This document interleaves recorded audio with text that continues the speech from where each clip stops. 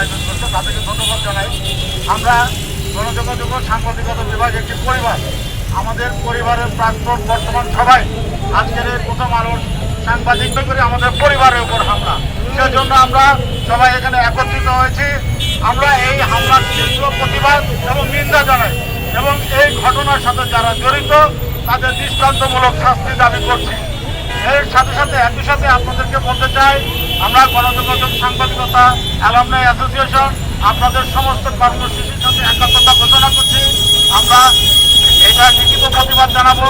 একই সাথে আমাদের এখানে বিভাগের শিক্ষক যারা উপস্থিত আছেন তাদেরকে অনুরোধ করবো, তারাও আগামীকাল, যেহেতু খোলার দিন, আজকে বন্ধের দিন, আগামীকাল অবশ্যই জানিয়ে এর প্রতিবাদ জানিয়ে এবং বিশ্ববিদ্যালয় কর্তৃপক্ষকে তার চিকিৎসার খরচ বহন সহ সর্বাত্মিক সহযোগিতা দেওয়ার প্রদানের জন্য আমি অনুরোধ জানাবো, তারা যেন এই বিষয়ে ব্যবস্থা নেন।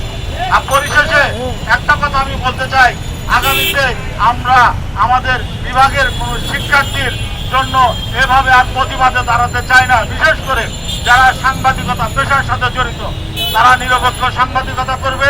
আজকের এই মুক্ত পরিবেশে তাদের যে পরিচয় সেটা নিয়ে যারা নির্বিঘ্নে চলাফেরা করতে পারে, তাদের উপর যেন আর কোনো ফ্যাসিস্ট বা কোনো বাহিনী দ্বারা তারা যেন আক্রান্ত না হয়, তাদেরকে যেন আর কোনো জিজ্ঞাসাবাদের মুখোমুখি হতে না হয়।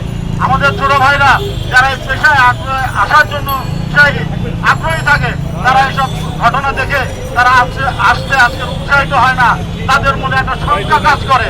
আমি আশা করব আজকের গণমাধ্যমে যারা আছেন তাদেরকে অনুরোধ করব, আপনারা সবাই সোচ্চার হয়ে মাঠে নামুন, যাতে এই তরুণ সমাজ, এই তরুণ সাংবাদিকরা আমাদেরকে বিভিন্ন সমস্যা চোখে আঙ্গুল দিয়ে দেখিয়ে দিতে পারে তাদের লেখনী এবং তাদের প্রতিবাদের মাধ্যমে, প্রতিবেদনের মাধ্যমে। আমি সবাইকে আবারও ঐক্যবদ্ধ থেকে এই ধরনের যে কোনো ঘটনা তীব্র নিন্দা জানাচ্ছি এবং আশা করি